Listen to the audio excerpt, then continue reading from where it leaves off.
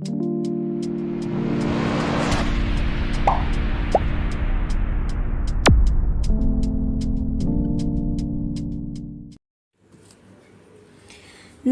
दोस्तों, स्वागत है आप सभी का हमारे YouTube चैनल पर।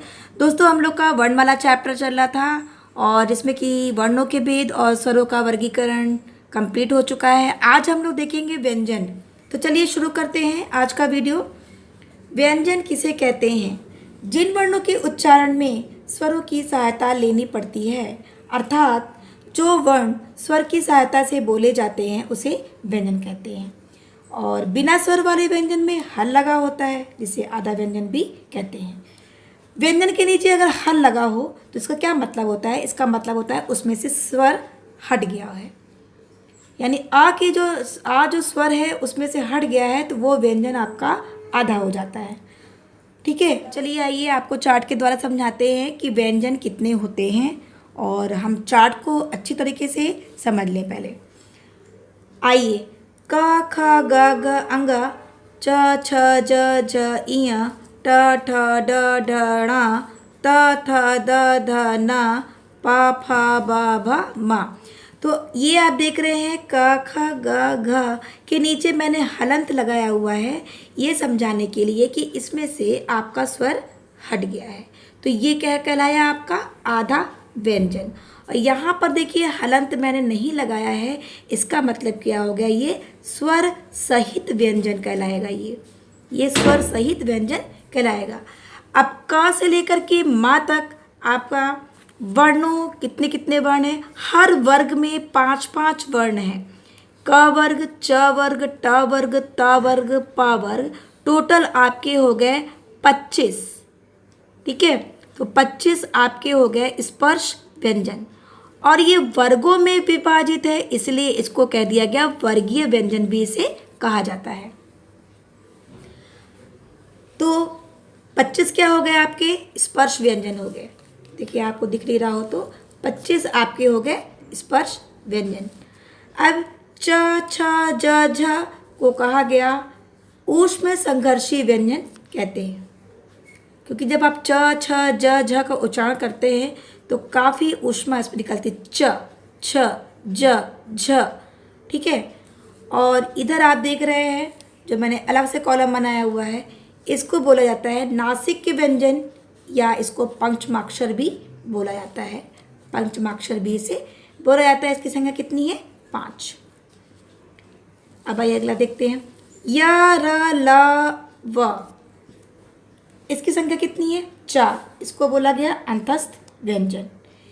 इसके बाद श स स ह, इसको बोला गया ऊष्म व्यंजन।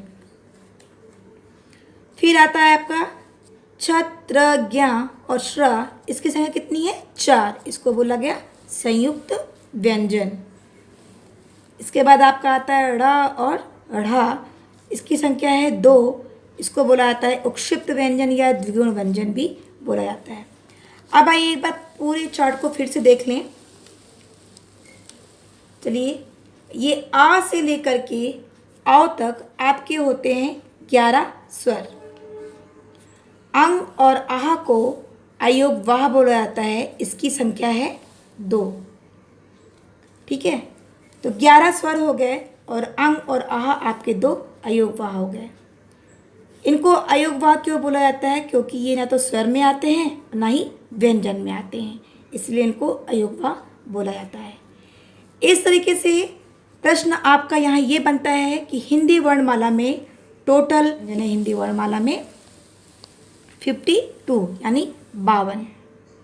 ठीक है, फिर प्रश्न ये भी बनता है कि अगर संयुक्त व्यंजन को और उक्षिप्त व्यंजन को छोड़ दिया जाए तो आपके टोटल कितने व्यंजन हैं? तो आपके टोटल कितने व्यंजन हैं? 33। ठीक है, अब आइए परिभाषा देख लेते हैं, क्योंकि बिना परिभाषा के शायद ना समझ में आए, या परिभाषा देखने पर थोड़ा सा हम लोग को और भी क्लियर हो जाएगा। यहाँ से हम लोग शुरू करते हैं स्पर्श व्यंजन। इसकी संख्या कितनी है? 25, यानी का से मा तक आपका स्पर्श व्यंजन कहलाता है। तो जिन वर्णों का उच्चारण करते समय कोई ना कोई भाग जीभ अवश्य स्पर्श करे, जैसे कंठ, तालु, मूर्धा, दंत और ओष्ठ को कोई ना कोई भाग ये जरूर उच्चारण करते समय ये जीभ जो है स्पर्श करता है, इसलिए इसको स्पर्श व्यंजन कहा जाता है। फिर आते हैं हम लोग अंतस्थ व्यंजन, जिसकी संख्या 4 होती है।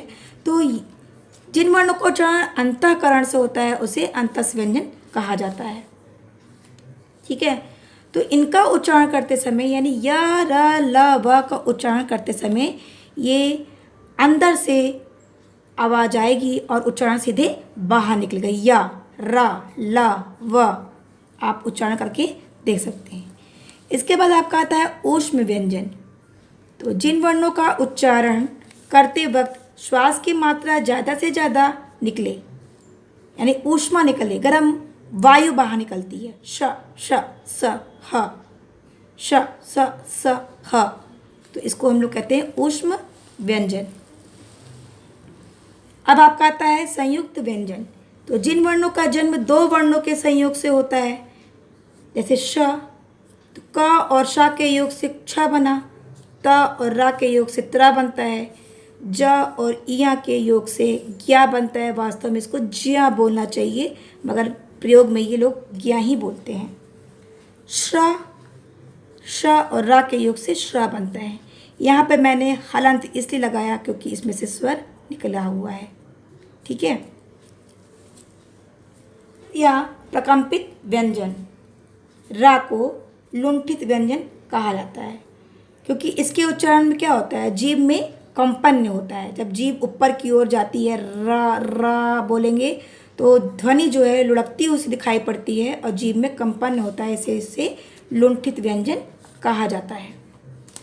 अब है ये पार्श्विक व्यंजन, जिसके उच्चारण में जीभ का अगला भाग मसूड़ों को छूता है, ला, और क्या होता है, ला जब आप बोलेंगे तो इसकी वजह से हवा जो है आसपास से निकल जाती है, इसलिए इसे पार्श्विक व्यंजन कहा जाता है। अब आइए जरा उक्षिप्त व्यंजन को डिटेल में जान लें कि कहीं आपसे पूछ लिया जाता है द्विगुण व्यंजन, कहीं आगत व्यंजन और कहीं नवीन व्यंजन।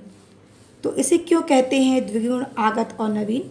तो सबसे पहले आइए देखते हैं उक्षिप्त का अर्थ क्या होता है। उक्षिप्त का अर्थ है फेंका हुआ, ड़, ढ। जब आप बोलेंगे तो क्या होगा, ड़, ढ।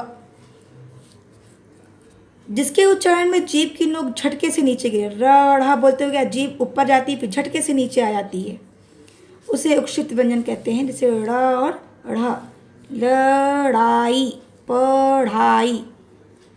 अब बताइए इसे द्विगुण व्यंजन क्यों कहते हैं? क्योंकि जब आप स्पर्श व्यंजन पढ़ते हैं तो उसमें देखते होंगे ड और ढ आता है जिसके नीचे बिंदी नहीं लगी होती है, लेकिन ड़ और ढ के नीचे बिंदी लगी होती है। तो इसमें 2 गुण होने के कारण एक स्पर्श व्यंजन में ड और ढ है, एक यहाँ नीचे बिंदी है दोनों में, तो इसीलिए इसको द्विगुण व्यंजन कहा जाता है। इसे आगत व्यंजन क्यों कहते हैं, इसे नवीन व्यंजन क्यों कहते हैं, आइए भी देख लेते हैं। ड़ और ढ़ ये जो भाषा है ये तुर्की भाषा है। जब हमारे यहाँ मुस्लिम आए थे तो ड़ और ढ़ का प्रयोग जो है वो तुर्की भाषा में बहुत होता था। इस प्रकार से सफ़र करते हुए आया अरबी भाषा में, फिर फारसी भाषा में, फिर हिंदी भाषा में, इसलिए इसको आगत व्यंजन भी कहा जाता है। क्योंकि पुरानी भाषा में ही नवीन भाषा में प्रवेश करी, इसलिए इसको नवीन व्यंजन भी कहा जाता है। तो दोस्तों इस तरह से इसमें से कई भी क्वेश्चन पूछे जा सकते हैं कि नवीन व्यंजन कौन से हैं या द्विगुण व्यंजन कौन से हैं और आगत व्यंजन कौन से हैं, और उक्षिप्त व्यंजन तो आप अच्छी तरीके से जानते ही हैं। तो दोस्तों अगर आपको वीडियो अच्छी लगे तो प्लीज़ हमारे वीडियो को लाइक करें, सब्सक्राइब करें और ज़्यादा से ज़्यादा शेयर करें। धन्यवाद।